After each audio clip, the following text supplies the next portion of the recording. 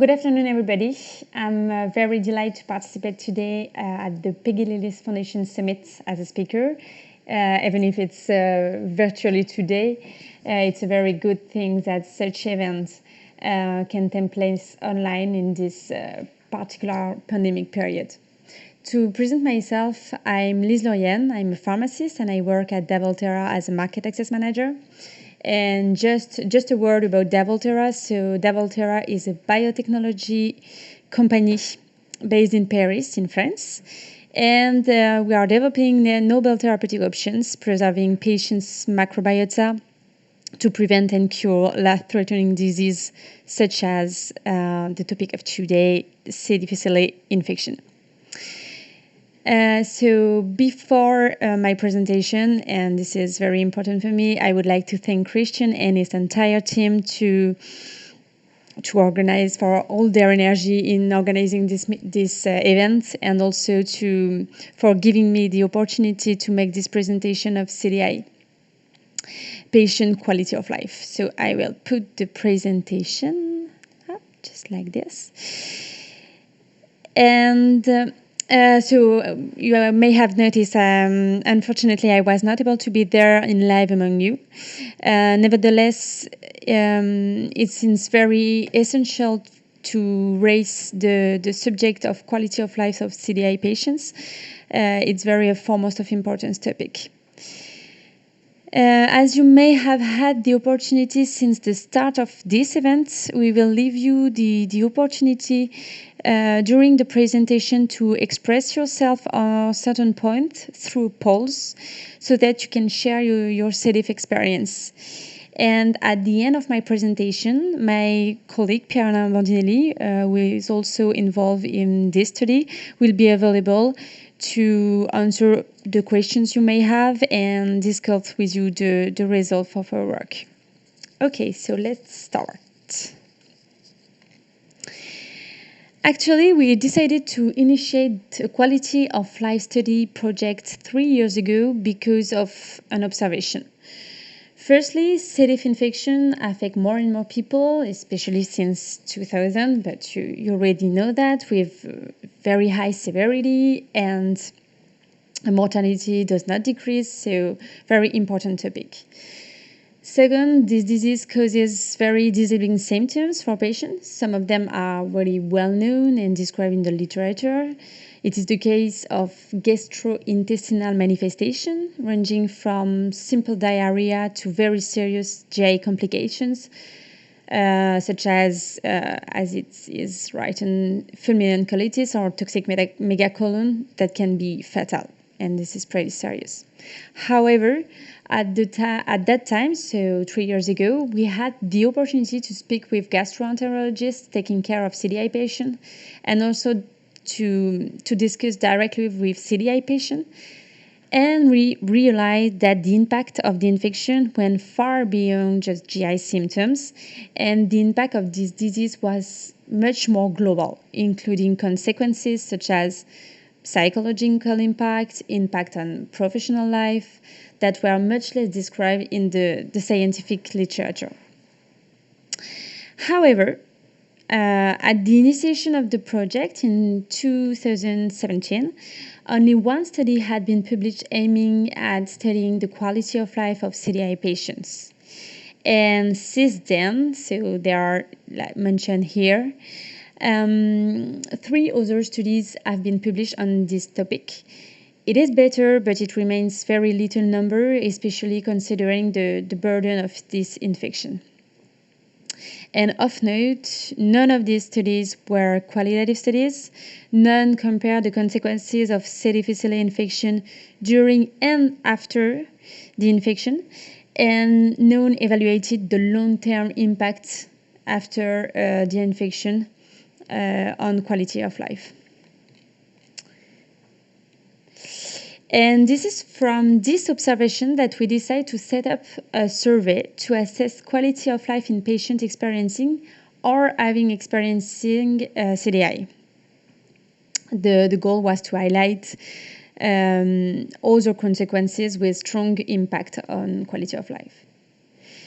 But Just before going into the details of the results, please note that our study and all the data were very recently published 2 months ago in the GPRO, the Journal of Patients Reported Outcomes, and it's available in open access, so you can access it very freely.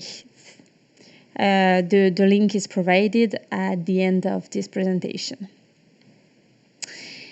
So this study is the result of the collaboration between two gastroenterologists based in the US who were principal investigator of the study. So Katarina Oneto, practicing at the Concord Medical Group in New York, and Paul Feierstadt, working at the Gastroenterology Center in Connecticut in Hamden. And in collaboration with the Volterra team composed of Pierre-Alain Bandinelli, Charles Courcelle, Thibaut Galvin, and myself.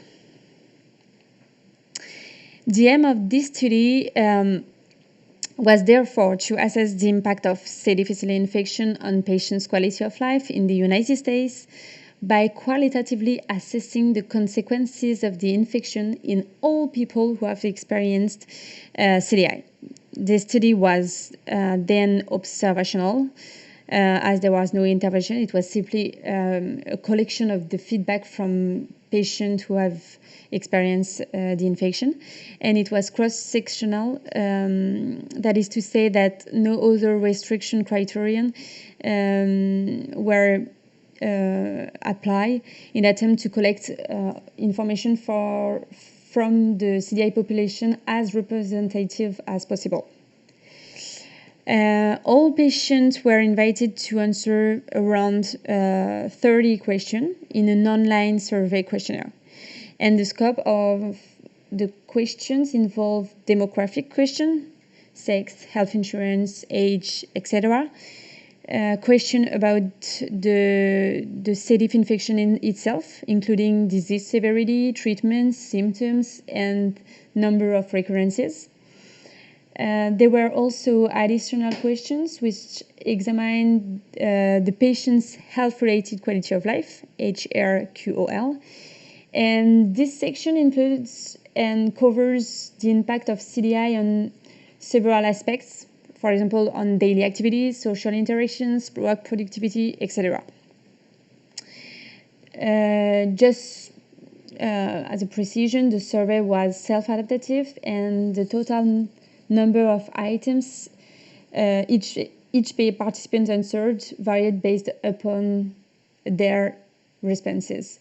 Most questions were categorical, for example, yes, no question, and were complemented with non-compulsory open-ended field for comments. And these optional fields, were very valuable because it is a very a source of information, very interesting, and we will detail it later. Talking about the recruitment, it is also an opportunity to thank all the participants who voluntarily participated in the study.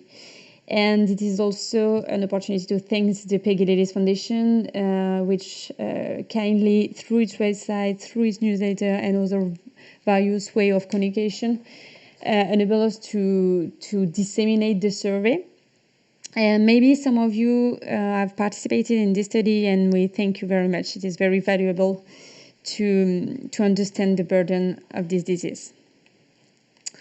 So now about the population surveyed. So only adults residing in the USA and having a personal history of CDI could be recruited. And overall, 350 participants were included. They were categorized into two groups. 1/3 of those were interviewed at the C. diff at the time of the survey, and the two other thirds, that is to say 235 people, had previously been infected by Clostridium difficile. And the C. diff was resolved at the time of the survey. About participant demographics. So the characteristics of participants were similar in both groups, that is to say, between current and past CDI group. And the majority of respondents were female, about 87%, and a little bit more than 55% were aged over 50. So as you can see, if you already have read a lot of literature about CDIF, participants in our study are not fully representative of the CDI population, and women and people under 50 seems to be overrepresented in a sample, which is probably due to the data being collected through an online web questionnaire. This is our assumption. And this has led to maybe to younger people motivated patients who are technology savvy. Regarding the treatment, so at the time of completing the survey, 84% of participants were receiving a treatment for CDI. So just talking about these patients, the two most common treatments were vancomycin and metronidazole. And they were cited by about half of patients. And in another hand, fidaxomicin and FMT, fecal microbiota transplantation, were seen a bit less frequently, respectively by 17.5% and 10.3% of respondents. We can also see that probiotics were quite commonly used. Now, about recurrence. So the participants of first study also reported a very high recurrence rate. Almost half of them, 45%, reported at least one recurrence. And as you can see in the graph, among those who have reported at least one recurrence, more than half have experienced at least 3 episodes. And so these results have highlighted the very recurrent nature of the disease, and this feature of the infection contributes to the heavy burden. We would like to know if this percentage is verified in today's audience. So if you wish, you can take the poll that will be displayed, asking that if you or one of your relatives suffering from a CDI, did you or she or he experience a recurrence? So I will maybe give you a moment to answer in just a few seconds.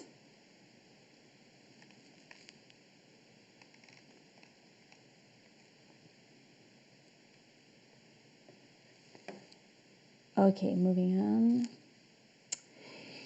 So this study was very rich in teachings, but today we wish to dwell on the 3 main findings. So the first one, which was actually kind of expected, is the strong impact of C. difficile infection on patients' quality of life. So when we look at the results of all participants, which means patients who had the CDI ongoing at the time of the survey and patients with past history of CDI, a very large majority of respondents, 70%, report having physical consequences. And what is very interesting is to analyze the non-compulsory open-ended field, leave for comments. In these fields, we noticed that participants could explain how CDI impacted them without any guidance, and this is why it is interesting.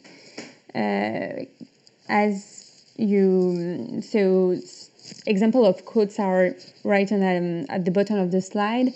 And on the subject of physical consequences, we can see that more than 40% of respondents spontaneously reported pain, some of them being part of the group of patients having experienced the infection in the past.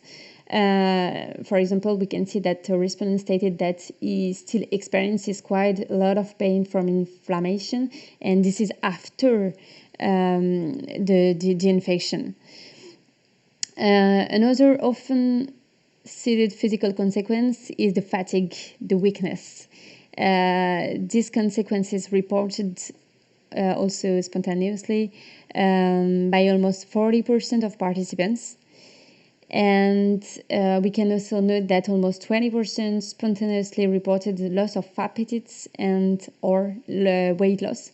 And sometimes it is quite major. We can see that the participant declared having lost 50 pounds. It is very important to understand that due to the optional nature of this field, these figures can be considered as very underestimated. What is also interesting is to note that an equally large population of participants reports psychological consequences, and among the manifestations that are the most spontaneously cited, there is stress and anxiety, cited by almost half of the participants, 45%. Depression, cited by more than 1 in 3 subjects, so around 37%. And so we were kind of, it was not expected to have such high numbers. And I let you read some of the patients' quotes. They are extremely strong, and they really allow to measure the impact that sedative can have on the life of some patients. We also noted that a share of respondents, 50 subjects, corresponding to 14.3%, spontaneously mentioned the fear of transmitting the disease. And actually, contagiousness is indeed one of the characteristics of the pathology, and as we see, can have a psychological impact and consequence on social life of patients.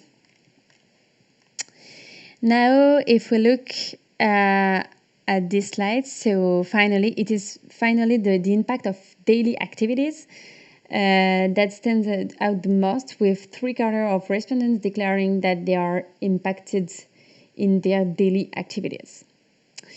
And this reveals different aspects, and as you can see, about 37% spontaneously reporting having changed their eating habits.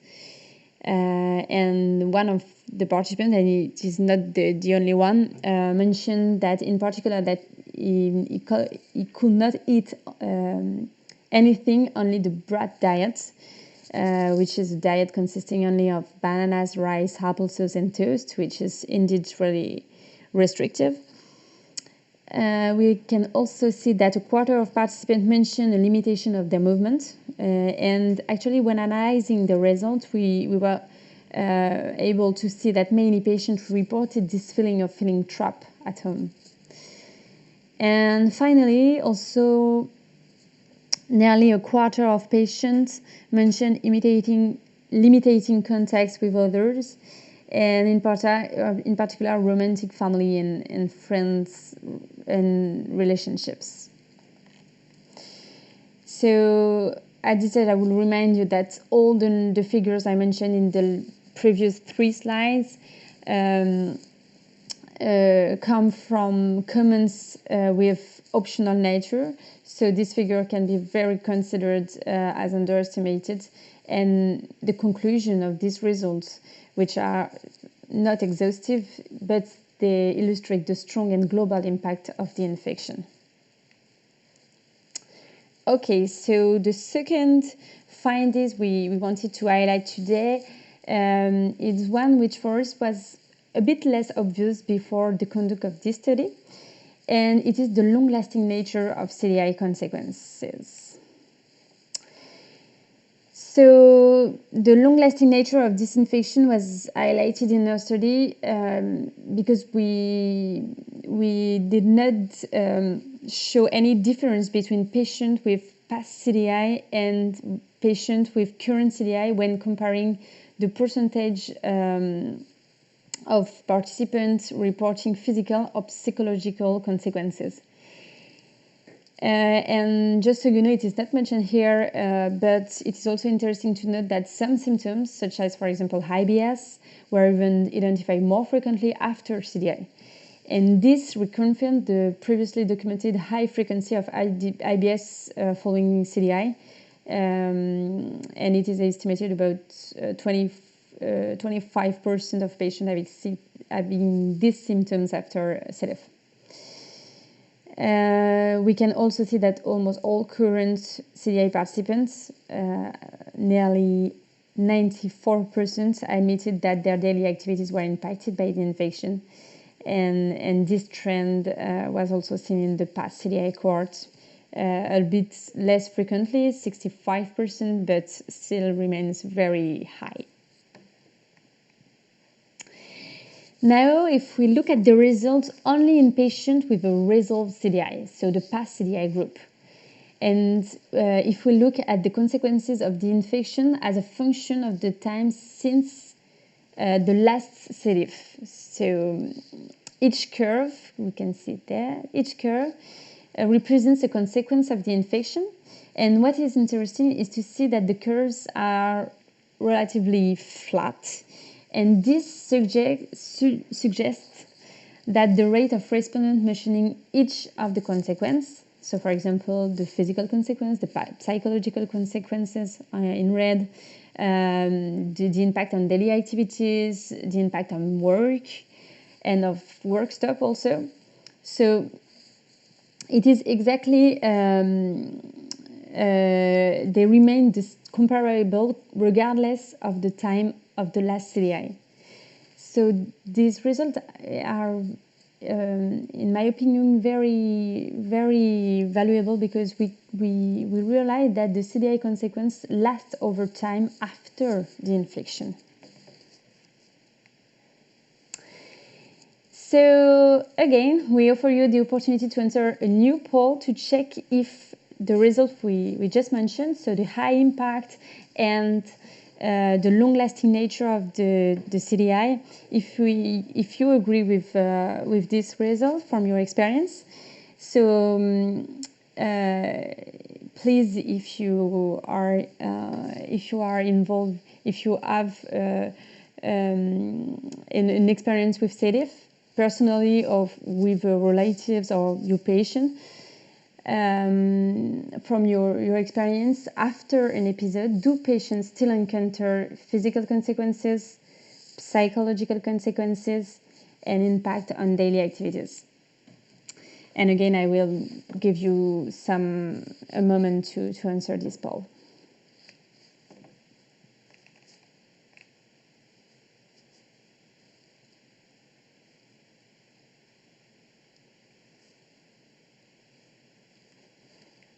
Okay, so move on to the last finding. So last but not least is the strong impact of recurrences, which is the third key lessons from this study.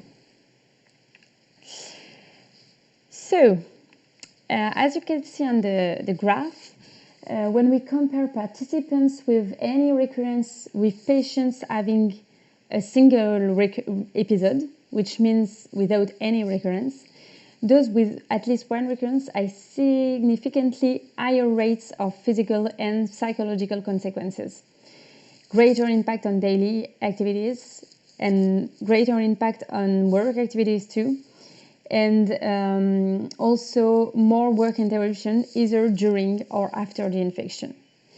And this is not showed there, but during the survey, we also noted that when considering the number of reported recurrence, participants with a greater number of episodes showed a trend to report harmful consequences at higher rates. So this was kind of expected, but it confirmed that CDI recurrences impact negatively patients' quality of life.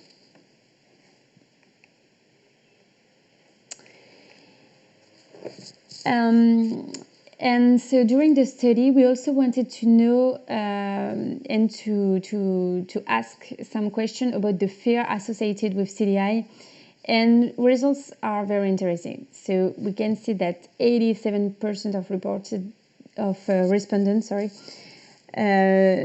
declare being afraid that their last close reference difficile infection could come back again.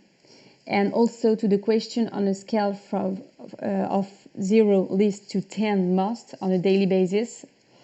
How fearful are you to that sedifiscally will return? Almost 80% answered a score between 5 and 10, and about 1/3 of respondents choose 10, the maximum. And what we can see there is in both groups, any antibiotics intake was highly correlated to infection recurrence. Almost all respondents expressed this fear of future recurrence in the event they were in need of a concomitant antibiotic in the future for various infection diseases. So this fear was persistent after the clearance of CDI. We have about 97% of past CDI respondents reported this fear. It was like 99% in the current CDI group, so patients with ongoing CDI at the time of the survey. So in conclusion, this study is one of the first to assess the CDI consequences reported by participants during and after CDI. What is important to remember is that it confirmed the significant impact of CDI on both patients with active CDI and in patients with a history of CDI. It also highlights the long-lasting nature of this infection. We have no difference between the past and the current CDI cohorts. And a result really reinforced the need for enhanced therapeutics in the prevention and treatment for Clostridium difficile infections. So if you want to know more about our study and the results, full results are available in two sources. So first, the open-ended fields analysis results are available in a poster that was presented 2 years ago at the ACG, so the American College of Gastroenterology. And the full result of the questionnaire are available in the publication I mentioned earlier, which was published in the GPRO in February. And these publications are in open access and freely accessible at those links. So this is the end of my presentation. Thank you very much for your attention.